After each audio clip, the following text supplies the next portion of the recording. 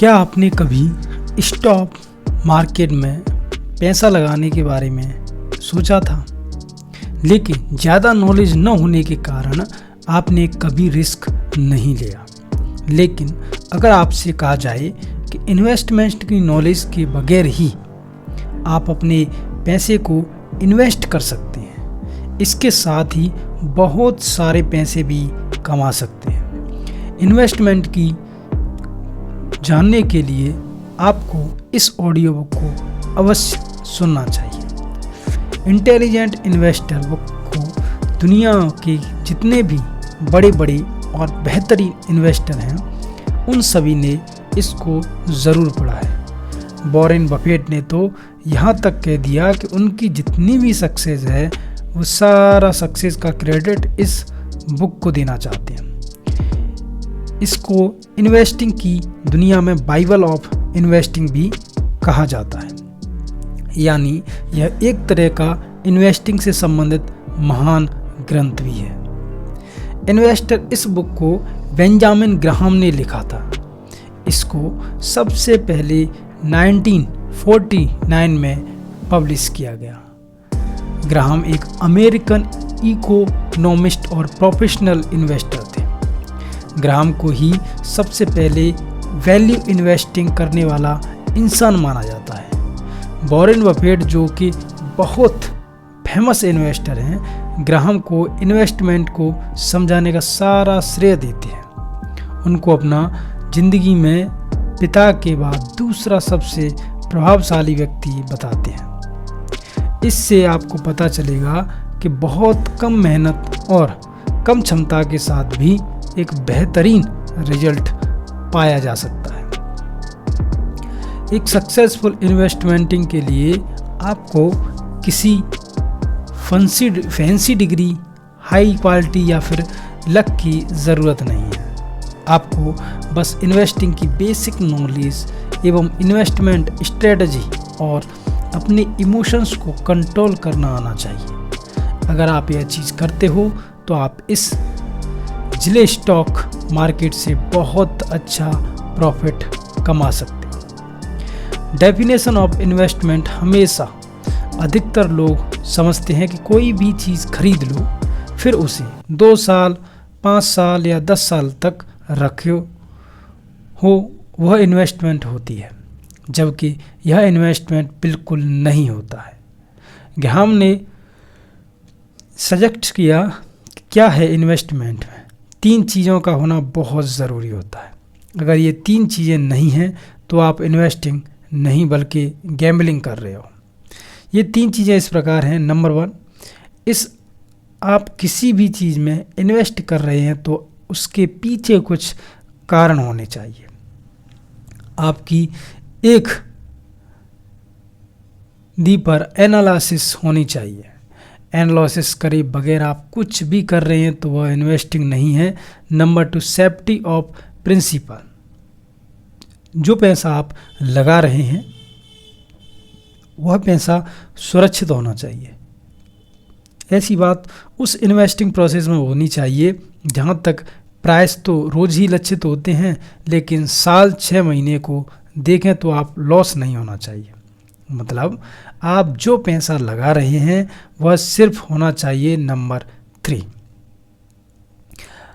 आधे कभी रिटर्न आपको इन्वेस्ट किए गए अमाउंट पर सफिशिएंट रिटर्न भी मिलना चाहिए। डिफ़िकल्ट रिटर्न थंबनेल रूल के हिसाब से वह होता है जो आपको फिक्स एसेट से मिल सकता है, उसे 5% ज़्यादा होना चाहिए। जैसे कि अगर आपको एफडी के ऊपर 7% का रिटर्न मिल रहा है, तो अगर आप इक्विटी में इन्वेस्ट कर रहे हैं तो उस पर त्वरित % का रिटर्न मिलना चाहिए।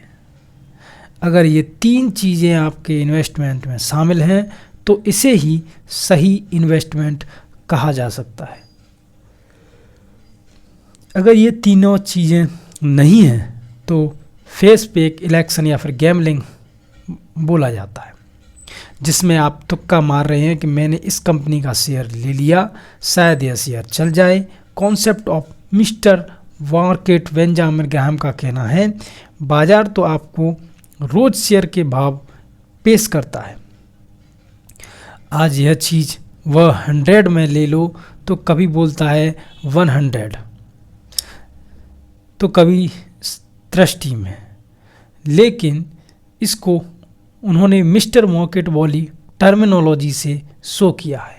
वह कहते हैं कि मिस्टर मार्केट रोज आपके सामने किसी कंपनी का शेयर किसी खास भाव पर आपके सामने रखता है। वह कहते हैं कि मिस्टर मार्केट अधिकतर समय सही होता है, यानी 60% से 70% किसी कंपनी का भाव सही होता है, लेकिन कभी कभी वह इमोशनल प्रॉब्लम में पड़कर जाता है। इसी के कारण वह कभी बहुत सस्ता प्राइस कोड करता है या फिर कभी बहुत महंगा प्राइस कोड करता है। यहीं पर आपको सही डिसीजन लेना चाहिए कि अगर आपको सही डिसीजन लिया है तो आपको उससे बढ़िया रिजल्ट मिलेंगे। जहां आपने गलती की है तो उसके खराब रिजल्ट मिलेंगे। ग्राहम का सजेशन है कि जब मिस्टर मार्केट बहुत पैसे मिस्टिक हों तो आपको खरीदना चाहिए। जब मिस्टर मार्केट बहुत मिस्टिक हो तो आपको नहीं खरीदना चाहिए। तब आप बेची, यानी जब मार्केट में बहुत ज़्यादा गिरावट हो तो आपको खरीदना चाहिए। वहीं जब मार्केट में बहुत ज़्यादा तेज़ी हो तो आपको बेचना चाहिए। मार्जिन ऑफ सेफ्टी मार्जिन से इन्वेस्टर्स की ज़िंदगी बदल दी। इन्वेस्टिंग को एक प्रोफेशनल रूप इसी इन्वेस्ट ने दिया है। हमसे सभी लोग अपनी एनालिसिस में कुछ ना कुछ गलती कर सकते हैं। हो सकता है कि हमारा एनालिसिस सही हो, लेकिन इकोनॉमिक एनवायरनमेंट बदल जाए, जिसकी वजह से हमें लॉस हो सकता है। कई रीज़न हो सकते हैं जिसके कारण आप जो उम्मीद कर रहे हैं वह सही नहीं हो।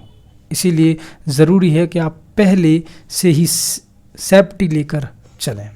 जैसे मान लेते हैं आप एक इंजीनियर हैं, आपको एक ब्रिज बनाने का काम दिया है जिसकी 10,000 पाउंड की कैपेसिटी हो, तो क्या आप 10,000 पाउंड वाली कैपेसिटी वाला ही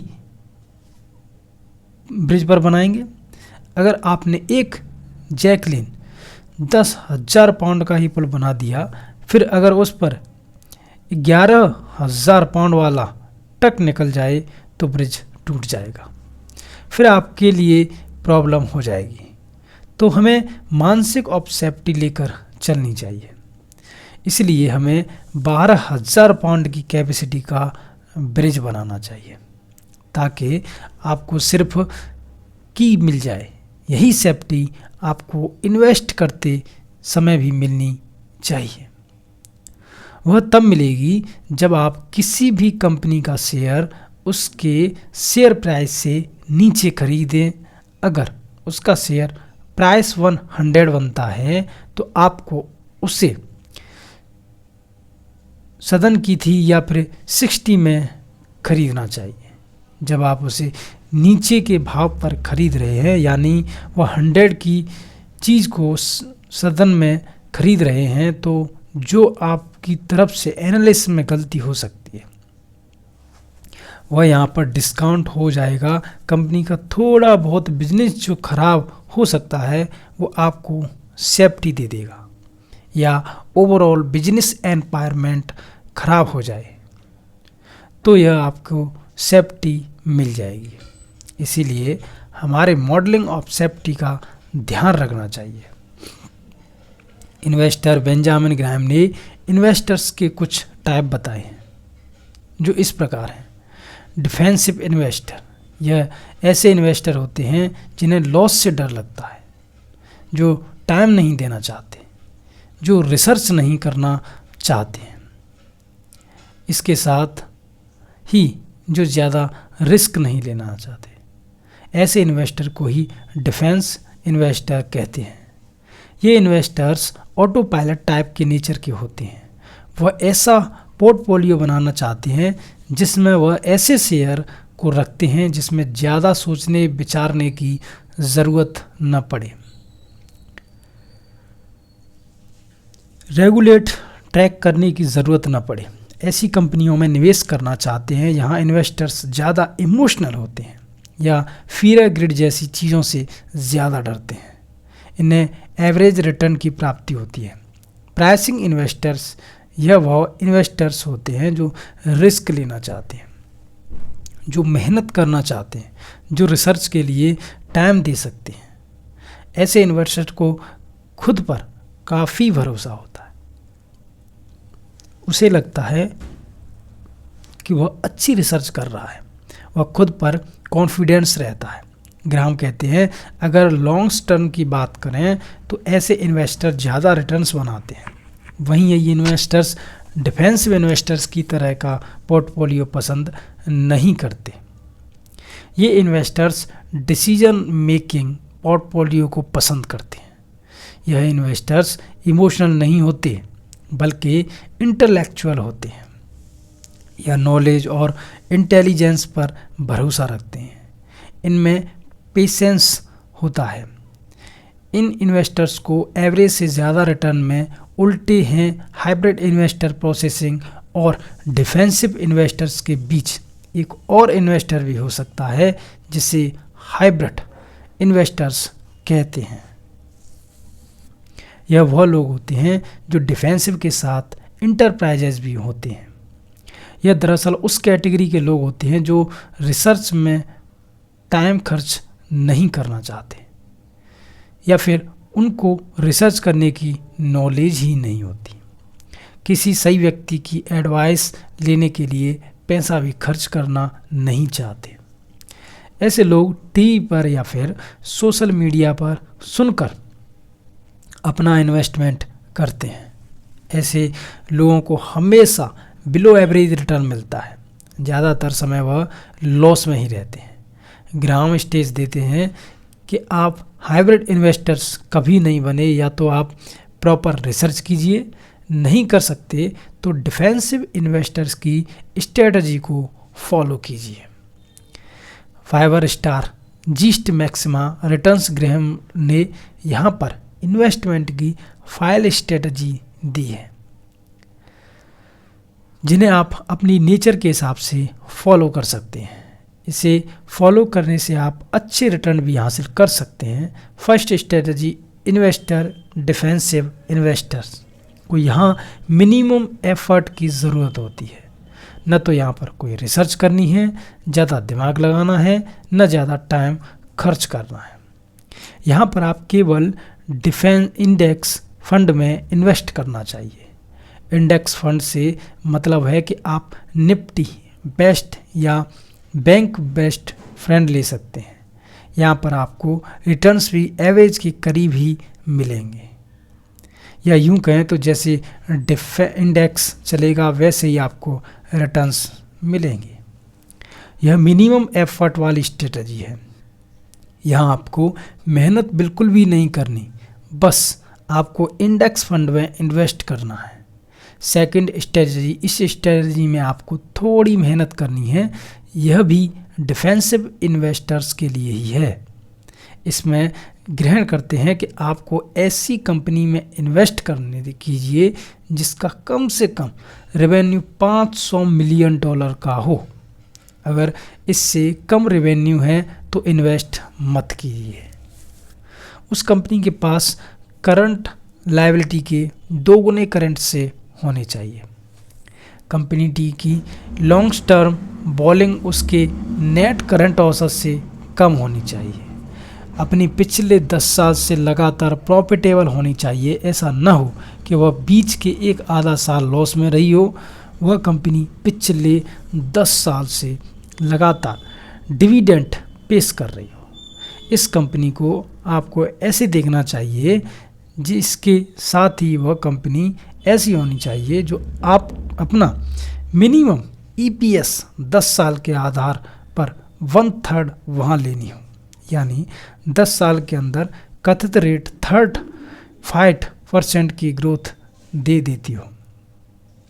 ऐसी कंपनियों में भी आप इन्वेस्ट कीजिए तो ज़्यादा से ज़्यादा 15 टाइम्स आपके ऊपर मत करिए, या वह अपनी वैल्यू नेट वैल्यू के 1.5 टाइम के नीचे चल रहे हो तो कभी इन्वेस्ट कीजिए। इस स्ट्रेटजी का जवाब पोर्टफोलियो बनाए तो आपको मिनिमम चेन और मैक्सिमम स्टॉक्स रखना चाहिए। यह स्ट्रेटजी उन्होंने एंटरप्राइज इन्वेस्टर्स के लिए बनाई है। यहाँ पर रिस्क थोड़ा ज़्यादा होता है, इसके साथ रिसर्च वर्क भी ज़्यादा होता है। यहाँ पर आप उन कंपनियों में इन्वेस्ट कीजिए जिनके कारण कम से कम 1.5 टाइम्स करंट लायबिलिटी से ज़्यादा हो। उन कंपनियों का करंट एसेट से 1.1 टाइम से ज़्यादा नहीं होना चाहिए, यानी 100% से ज़्यादा उसके ऊपर कर्जा नहीं होना चाहिए। अपने करंट एक्सेस के मुकाबले दूसरी चीज़ को देखना चाहिए। उस कंपनी ने पिछले 5 सालों में कोई लॉस नहीं किया, यानी पिछले 5 सालों में वह हर साल प्रॉफिटेबल रही हो, साथ में लगातार डिविडेंड भी पेश कर रही हो। इसके साथ उसकी अर्निंग में कुछ ग्रोथ भी होना चाहिए।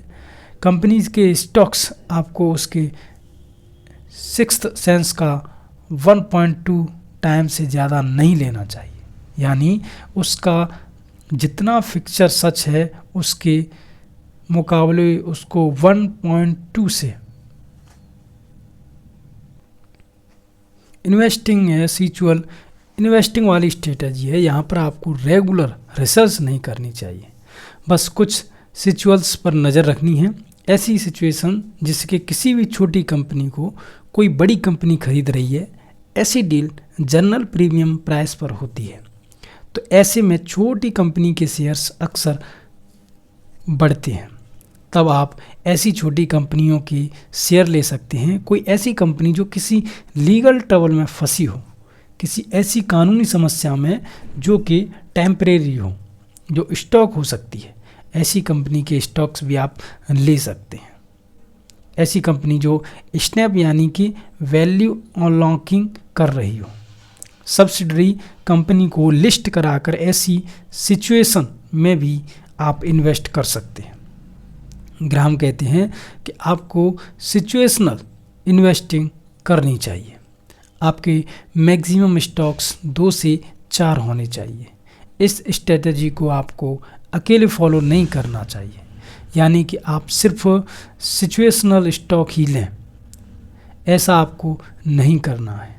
इस स्ट्रेटजी को आप किसी दूसरी स्ट्रेटजी के साथ कंबाइन करके ले सकते हैं। ग्राहम ने इसके अलावा एक अहम बात की है कि आप जब भी शेयर खरीदें तो आपकी सोच एक बिजनेस ओनर के जैसी होनी चाहिए। अगर आप इन्वेस्टमेंट को बिजनेस पार्टनर के तौर पर लेंगे तो आपको इसके बहुत अच्छे रिजल्ट मिलेंगे। अगर आप ऐसे नहीं लेंगे तो आपको अच्छे रिजल्ट नहीं मिलेंगे। इसलिए आप इन्वेस्टिंग को एक बिजनेस के तौर पर लीजिए। तो फाइनली अभी तक आपने जो कुछ भी सीखा है बस इस बुक का अंश मात्र है। अगर आप इन्वेस्टिंग को डिटेल में जानना चाहते हैं तो आप इस बुक को पढ़ सकते हैं। अगर आप इस बुक को खरीदना चाहते हैं तो लिंक डिस्क्रिप्शन में दिया हुआ है, जाकर खरीद सकते हैं।